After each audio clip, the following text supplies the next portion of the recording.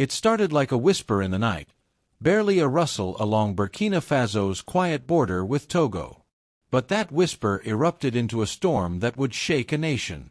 Just after midnight, 3 days ago, a routine border patrol in the remote Kanchari region noticed something strange. A massive convoy creeping along a deserted road, cloaked by darkness. At that hour, silence usually reigned. But this was no ordinary movement. Captain Traoré, head of the border unit, instantly sensed danger.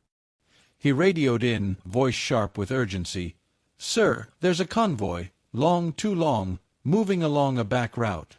Something's off." From his headquarters in Ouagadougou, President Ibrahim Traoré received the report. It smelled wrong.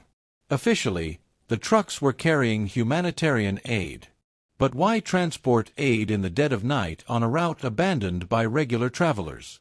Traoré trusted his instincts. He made a single call to General Ibrahim Zerbo, head of Special Forces. "General, intercept that convoy.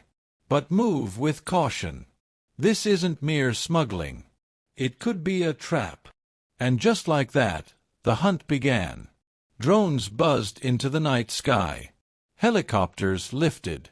Special forces melted into the bush, waiting for the steel beasts to pass.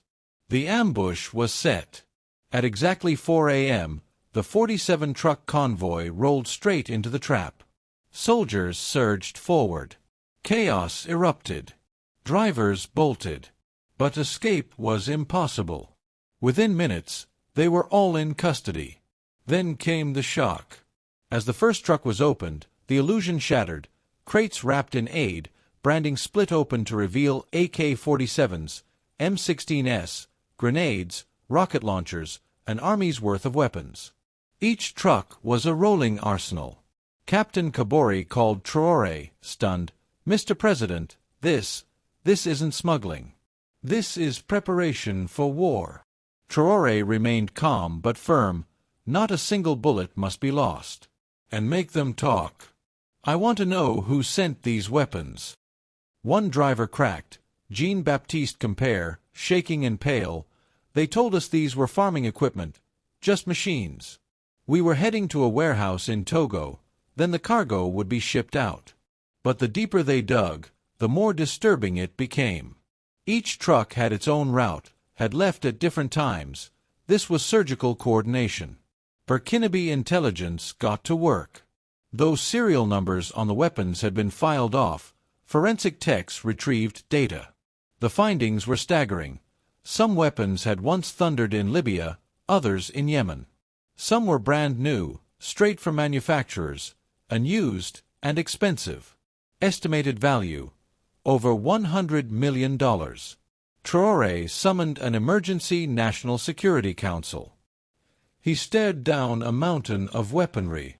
15,000 AK-47s, 5,000 M16 rifles, 3 million rounds of ammunition, 50,000 grenades, 1,500 rocket launchers, 200 anti-air missiles, 20 tons of military-grade explosives. Defense Minister General Sadou Trou muttered in disbelief, "You could overthrow a country with this." Interior Minister Osini Carey added grimly, "If this had been unleashed, our streets would be drenched in blood." President Traoré stood. His voice was low but resolute. "This was no coincidence. This is Libya, Syria, Yemen, on African soil. But this time they failed. We are awake." Then, another breakthrough. Commandant Ouedraogo, head of intelligence, informed the president that one of the drivers confessed. The final destination was Ouagadougou. Hidden warehouses. The cargo would be split and distributed. Traoré didn't hesitate. Begin a city-wide operation. Every suspicious warehouse. I want names. And I want the money trail. At dawn, 23 simultaneous raids swept through Ouagadougou. In 17 warehouses, more weapons were found, some even more advanced than the convoy cargo. The web of suspects widened. Former ministers, retired generals, business moguls, even foreign diplomats. All linked by one thing: their opposition to Traore. Then came the bombshell. François Bonkangu, a prominent businessman, cracked under interrogation. His confession hit like a thunderclap. It was planned for months. Foreign powers were involved. We were promised money, protection, a new government. Pro-Western. The weapons were just the beginning. President Traore asked, "Who?" Bonkangu hesitated, then broke. Meetings were held in Accra. Some from Abidjan attended. Instructions came from Paris. Approval from Washington. Silence. Then rage. The operation had a code name: Operation Restore Democracy. Budget: $200 million. Terror attacks were to trigger mass panic.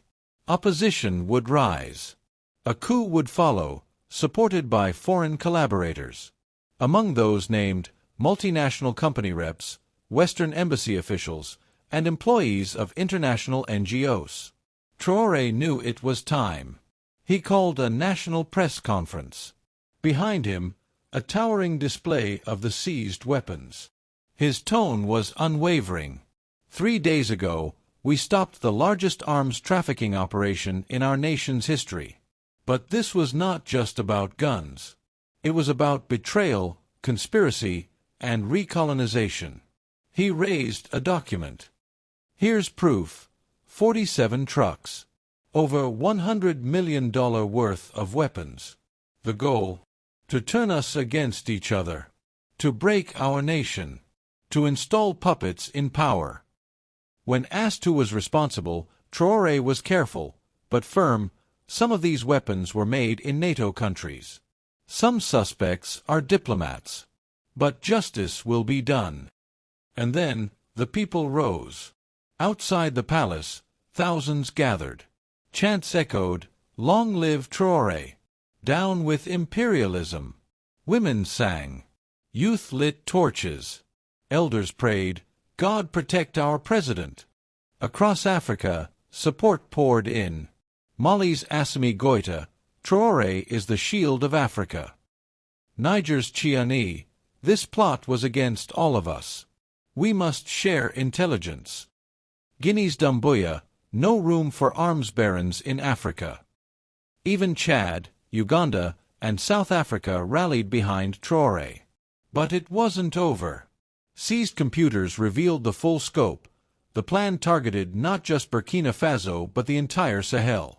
In Mali, Goïta was marked. In Niger, Chiani.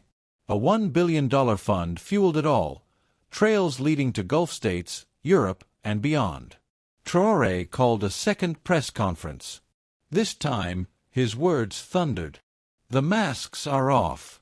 Those who seek to recolonize us, hear this: we are the grandchildren of Thomas Sankara. We will never kneel." Then he showed another document, a blueprint for a new government. Names, roles, even policy plans. All prepared before a single bullet was fired. Among new arrests, 3 French citizens, 2 Brits, 1 American, and 2 Israelis, all with diplomatic passports, none actual diplomats. Their detention sparked an international uproar. Western nations demanded release. Traore refused. Diplomatic passports do not protect criminals. On the 6th day, court proceedings began. Charges: attempting to overthrow the state, arms smuggling, terrorism, high treason. The courtroom was packed. The evidence, audio tapes, surveillance, financial records, and confessions, was overwhelming. International pressure mounted. Sanctions were threatened. If you have not subscribed, click on the subscribe button and share comment below. But Traore stood firm. Let history judge those who threaten justice. We choose sovereignty over submission. Russia and China voiced support. Putin's spokesperson said, "Every nation has the right to protect itself from external manipulation." Africa was watching. And for the first time in decades, it wasn't fear, but hope, that filled the air.